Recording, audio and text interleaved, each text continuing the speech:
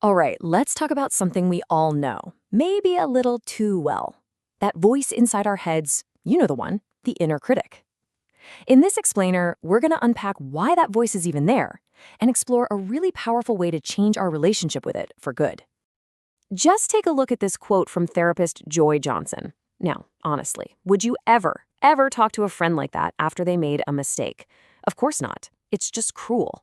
And yet, how many of us have an internal monologue that sounds pretty darn close to this? It's this bizarre, universal thing we do. We are our own worst critics. So what's the deal? Why is that inner voice so incredibly harsh? I mean, we tell ourselves it's to stay motivated or, it's just perfectionism, but what if that's not the whole story? What if there's a much deeper, more protective reason our minds work this way? Okay, so to really get to the bottom of this, we've got to start by challenging what we think we know about our own minds. This first section is all about peeling back those layers of assumption. A lot of modern therapy, like cognitive behavioral therapy or CBT, kind of treats the mind like it's a computer.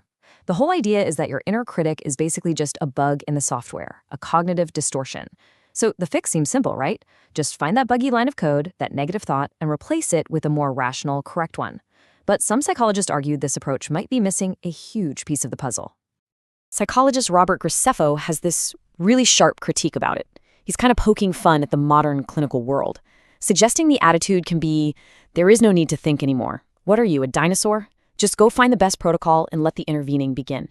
His point is that in our rush to fix the problem, we might be skipping the most important step, understanding why that buggy thought is even there to begin with. And this is where it gets really mind-bending. This is Ray Claffo's core idea. He argues that what we know about ourselves, the classic, I'm lazy or I'm not good enough, isn't an objective fact at all. It's a story. It's a story our mind has constructed not to be accurate, but to accomplish a much deeper, hidden mission. So if that mission isn't to tell us the truth, what is it? Let's jump into our next section and really unpack this, because it's a revolutionary way of looking at our own minds. Okay, this is the absolute key takeaway. Your mind is not a truth-seeking machine.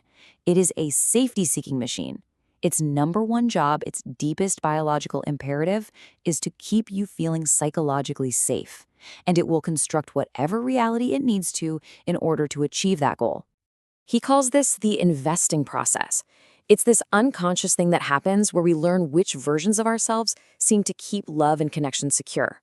For example, if as a kid you got tons of praise for getting good grades, your mind might invest heavily in the story that I must be a high achiever. We do this because these stories feel totally essential for our psychological survival, for our deep-seated need to feel good enough.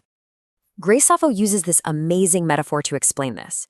He says, we often get stuck in a current, this narrow, familiar stream of who we think we are, and it feels like our entire reality.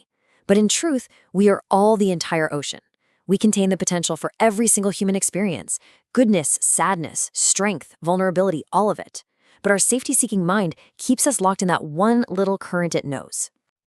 So this view suggests our inner critic isn't just a simple bug to be squashed, but a really complex protective system. So, what's the fix? And this is the pivotal question, isn't it? If you can't just argue with your inner critic using logic, because it's serving this deeper purpose of safety, what's the alternative?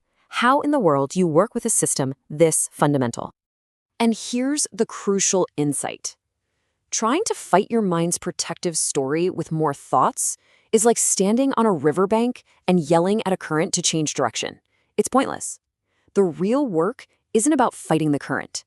It's about changing your relationship with the whole ocean. It's about creating a new kind of inner environment, one of safety and acceptance that allows the mind to finally relax its grip. And that is where the work of therapist Joy Johnson comes in. If Graceffo gives us the deep diagnosis, Johnson gives us the practical toolkit for healing. So let's ground this with a super simple, relatable story from Johnson's work. Meet Keisha. She makes a common mistake, forgets to mail a friend's birthday gift. And immediately, that inner critic, that protective current, kicks in, telling her a story about her fundamental character. I'm not a very good friend. Now look at the two paths this can take. The self-critical path leads right into a shame spiral. It's days of guilt. But the self-compassionate response, it doesn't argue with the thought. It just acknowledges the feeling, normalizes the mistake, hey, it happens, and then pivots back to what truly matters. The difference in the outcome here is just huge. Johnson breaks this down into 3 really clear, actionable pillars. First, mindfulness, just noticing the thought without getting swept away by it, seeing it as just a thought. Second, loving kindness, talking to yourself with the same warmth you'd give a friend. And third, grounding in values, reconnecting with what's actually important to you, which helps guide what you do next. Okay, let's bring these 2 powerful perspectives together. How does the practical toolkit of self-compassion address the deep theory of the safety-seeking mind? This is the beautiful synthesis right here. Self-compassion isn't another intellectual argument. It's an emotional solution. It completely bypasses the debate over whether the inner critic's facts are true and instead offers the very thing the mind was so desperately trying to create with its harsh stories, a real feeling of safety. And when the mind feels genuinely safe and accepted, it can finally relax. It doesn't need to cling so desperately to that one protective current of self-criticism. And this frees us up. It allows us to explore, to feel, and to be more of the vast ocean of experience that we are. Which brings us back to this incredible quote from Grace Alfano. This isn't just poetic, it's a statement about our potential. The harsh critic is just one small current, but our true nature is the whole ocean. Self-compassion is what allows us to remember that. So, I'll leave you with this final thought to chew on. We spend so much energy trying to analyze and label and know ourselves. But what if the path to peace isn't through more knowledge, but through more presence? What if the most transformative act is simply learning how to be with ourselves, kindly, right where we are?